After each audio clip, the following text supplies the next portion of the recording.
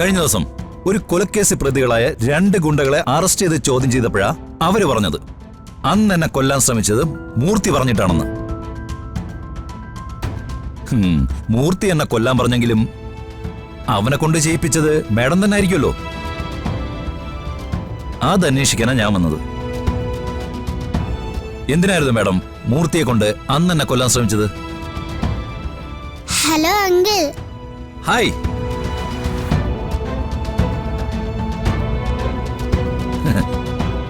എന്തൊക്കെയുണ്ട് ചിപ്പി മോളെ വിശേഷം? ഫൈൻ. അങ്കിളെ, മോളെ ഒന്ന് കാണണമെന്ന് വിചാരിച്ചിരിക്കുകയായിരുന്നു. അന്ന് മോൾ ഹോസ്പിറ്റലിൽ വന്നപ്പോ ഗൗരി മോളെ മോക്ക് കാണാൻ പറ്റില്ലല്ലോ. ഇനി എപ്പോ വേണമെങ്കിലും മോക്ക് ഗൗരി മോളെ വന്ന് കാണാം. വേണമെങ്കില് അങ്കിള് തന്നെ ഇപ്പൊ കൊണ്ടുപോവാ. ആണോ?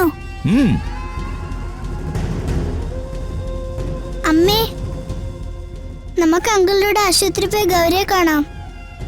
അതൊന്നും ഇപ്പൊ വേണ്ട, മോളകത്തേക്ക് ചെല്ല. അപ്പ ഗൗരിയെ കാണാൻ പോണ്ടേ? അതൊക്കെ പിന്നെ കാണാം. ഇപ്പൊ മോളകത്തേക്ക് ചെല്ല.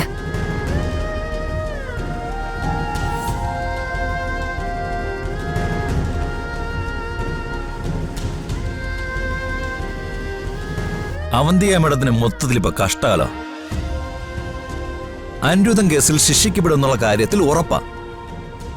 പിന്നെ നെല്ലിശ്ശേരി കേസിൽ ഇപ്പൊ കയ്യിലുള്ള സമ്പത്ത് മുഴുവനും നഷ്ടപ്പെടുകയും ചെയ്യും. ചിലപ്പോ ഈ വീട് പോലും പോയെന്ന് വരും. അത് കൂടാതെ ഇപ്പൊ എന്നെ കൊല്ലാൻ ശ്രമിച്ച കേസ്, അതിന്റെ കൂടെ ഈ മോളെയും കൂടെ നഷ്ടപ്പെട്ട അത് മേഡത്തിന് താങ്ങാൻ പറ്റുമോ? നിങ്ങൾ എന്താ പറഞ്ഞേ? എന്റെ മോളെ എനിക്ക് നഷ്ടപ്പെടുന്നോ? എല്ലാം ഞാൻ സഹിക്കും. എന്റെ മോളെ വെച്ച് കളിച്ചാലുണ്ടല്ലോ, ഈ അവന്തികയുടെ വിശ്വരൂപം നിങ്ങൾ കാണും. അവളെ എന്നിൽ നിന്ന് അകറ്റാൻ ആർക്ക് സാധിക്കില്ല. അകലോ അടുക്കോ എന്നൊന്നും എനിക്കറിയില്ല. ഞാൻ ആ പാവം കുഞ്ഞിനെ വെച്ച് ഒരു ഗെയിമും കളിക്കാൻ ഉദ്ദേശിക്കുന്നില്ല. പക്ഷേ അതിന്റെ യഥാർത്ഥ അവകാശികൾ അധികം താമസിക്കാതെ തന്നെ നിങ്ങളെ അന്വേഷിച്ചു വരും. ആ കുഞ്ഞിനെ കൊണ്ടുപോവാൻ അവൾക്ക് ഒരു അവകാശികളും ഇല്ല. എല്ലാ നിയമ നടപടികളും പൂർത്തിയാക്കിയിട്ടാ അവളെ ഞാൻ എന്റെ മോളായിട്ട് സ്വീകരിച്ചത്.